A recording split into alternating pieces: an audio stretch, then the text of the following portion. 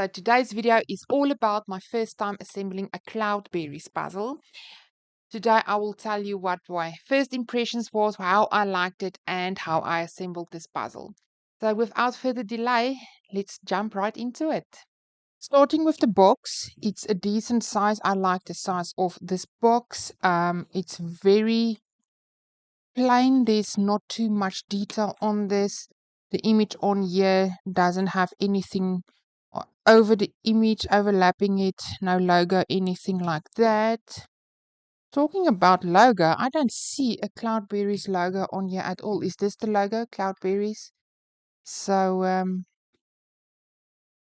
that's nice. I like it. For me personally, this is more than enough to work from. I won't use the poster, which is actually included. So there's the pieces. We've got a little hello note in here, and then the poster. And I'm the last one to comment on poster at all because I don't use them. It's hardly ever that I will take out a poster to refer, and it's usually for the more challenging images and if there is something overlaying it on the box image. This is big. For me, I assume that this is close to the size of the actual puzzle. For me, it's too big. So again, if it was a little bit smaller, maybe that size would have been perfect. It's more manageable in my opinion. But again, I won't use the poster, not this one, not a smaller one. So this one will just go right back into the box together with the little note. And somebody mentioned the other day, and this was quite interesting, why they prefer the poster to be included, especially if it is this big. If you've got a missing piece and you want to make a replacing piece, you can use the poster for that. So that makes absolute sense. I love that idea. I haven't tried making a replacement piece from a poster yet, but that would be perfect, I assume, if you've got it in you to cut up the poster. And again, I will have to talk to myself very hard before I will be able to do that. Okay, pieces.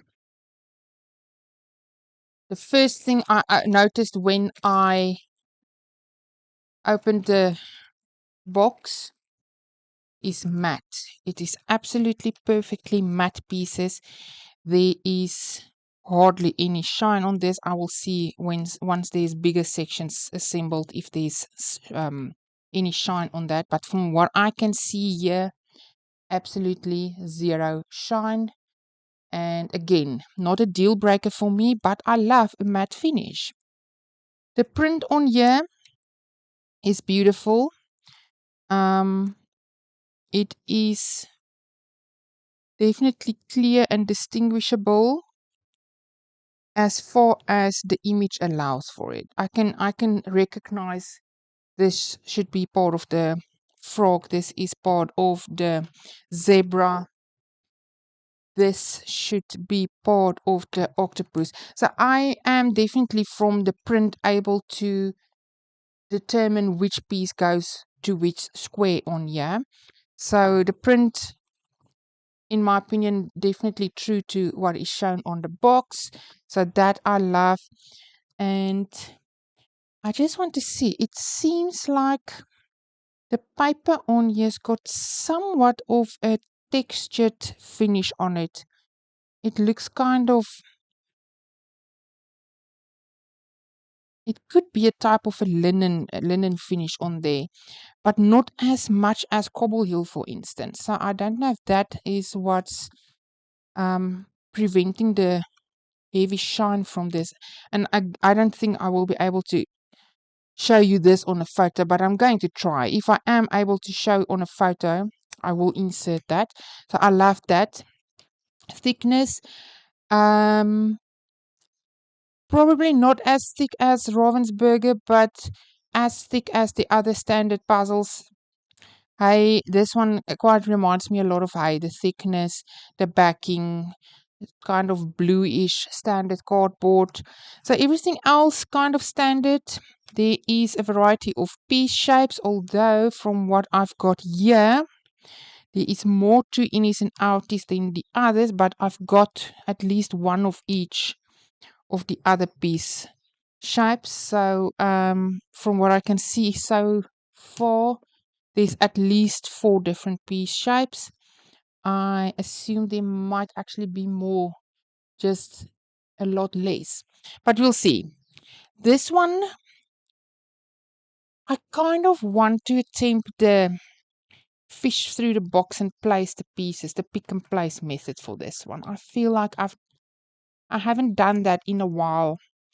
So I'm not even sure if I want to take out the edge pieces for this one. I'm just going to throw the pieces in the box and work from the box and see where this puzzle takes me. This is a second-hand puzzle, and I don't see any puzzle dust, so that would explain it. I won't know if it didn't come without puzzle dust or not when the first person opened this puzzle. But as a second hand, sometimes you still get a puzzle dust, but I can't see any. So I assume there weren't any puzzle dust. So maybe some of you who has done new Cloudberries before can inform me of the puzzle dust situation. Again, it wouldn't have bothered me at all if there was any puzzle dust. So I'm going to put this in the box. I will work from the box and do a pick and place just for a variation in tactics. So guys, I will provide you with updates throughout the puzzle, and I'll see you in a little bit.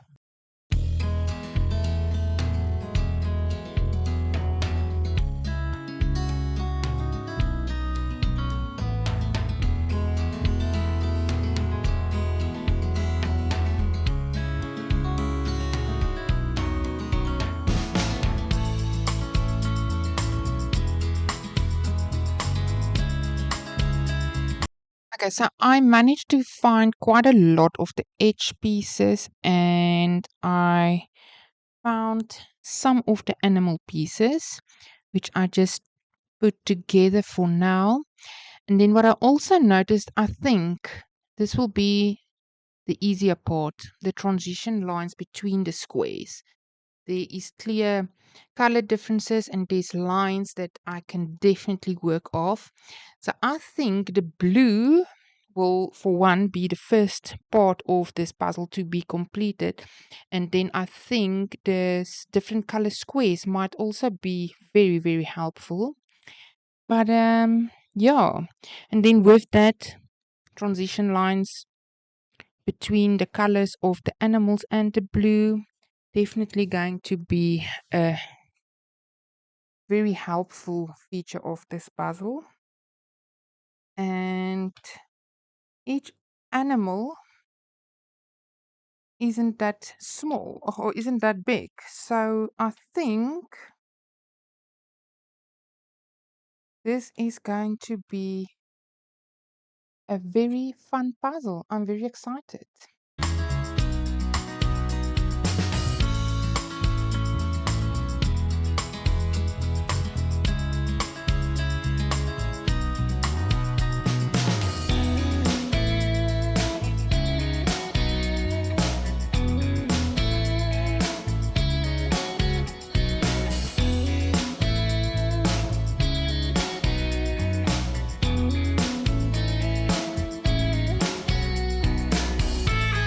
And with that piece there, I completed my first square, except for that little corner there, but the image is complete.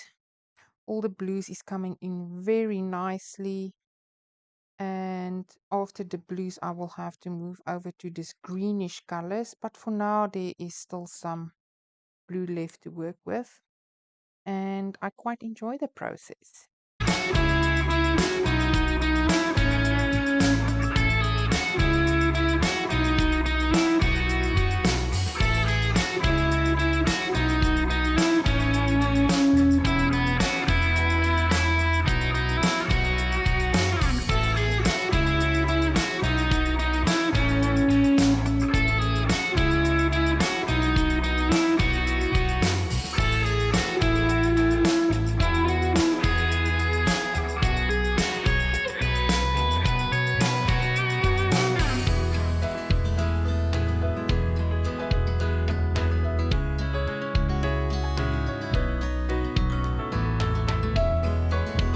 So the blue part is finished. That came in quite easy because the blues are very different, and I almost was able to complete the background blues before I was able to complete the animals. For this part of the puzzle, it was something somewhat different. Yeah, the animal pieces were much more recognizable than the background pieces, and I managed to complete more or less all the animals. So, what remains now is a whole lot of background pieces that looks more or less the same. So, for now, I have to take a piece, match it to the color of the square, and try to figure it out. And because the animals are mostly in, I know exactly the shade of color that goes to each square. So, last stretch of this puzzle, and it's only the background pieces.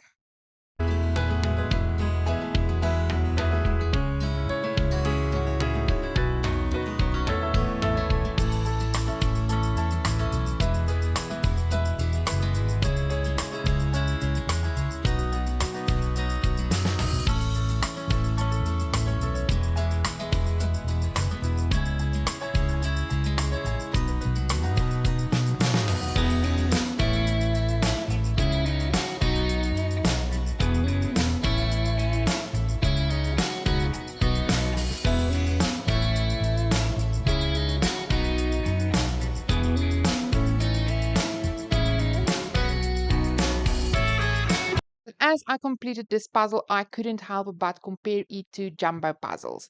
The cut was very much the same. The finish on the puzzle was the same. The smooth finish of the finished puzzle was very much the same. And if I put two pieces of the Jumbo puzzle next to it, the thickness of the pieces are exactly the same. So I looked it up. Yes, Jumbo is from the Netherlands. And if you look on the Cloudberries box, it says here made in the Netherlands. So I am willing to bet that the same factory that cuts the Jumbo puzzles also cut Cloudberry puzzles.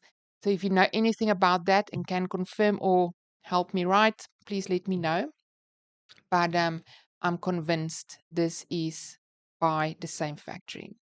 Another thing that I noticed, and this is a personal preference thing, it's nothing to do with the quality of other puzzles, but the smooth finish of the puzzle. Personally, I love that. Compared, for instance, to Ravensburger, where the finished puzzle is, I almost want to say, a little bumpy. It's like there's some spaces or some pieces a little bit more above the others or lower, and it looks like a bumpy finish on the puzzle compared to this one. And I'll try my utmost best to include a photo or a video to show you what I'm talking about. So I love Ravensburger puzzles, don't get me wrong, but I prefer this smooth finish on the finished puzzle, and this one hit the spot. It's beautiful. I love it. Initially, I thought I wouldn't pay the full price for a new puzzle by this brand because they are somewhat on the expensive side. But then I compared them to Jumbo puzzles, and the prices are more or less the same. So I buy Jumbo puzzles secondhand only, and I pay a little bit more than I would usually pay for other brands' secondhand puzzles. So my conclusion is that if I can get these secondhand with an image that I like, I will definitely pay the same as I pay for a Jumbo puzzle secondhand price. I doubt if I will ever buy a new one, as I need to get it into South Africa, and the taxes and the courier cost is just makes it too expensive. I can't afford it. So only if I'm able to get a second-hand one, I will add to my collection. And then forgive me, but not all the pictures on the Cloudberry puzzles speaks to me. There is some, for instance, this one, and it appears that they've got a new range with a new box design. Some of those images I like more than the gray boxes. So I hope that someday I will be able to add one of those to my collection and compare it to these. But if I do get one with an image that I like, I will definitely buy it. So please let me know if you've ever tried a Cloudberries puzzle and how you liked it. For me, this was a joy. I really enjoyed the experience. I enjoyed the puzzle. I enjoyed the image. We'll definitely do another if I can get an image that speaks to me. So how do you feel about Cloudberries? And that is it for today, guys. I want to say thank you so much for watching. I really, really appreciate your time. Take care, and I'll see you in the next one.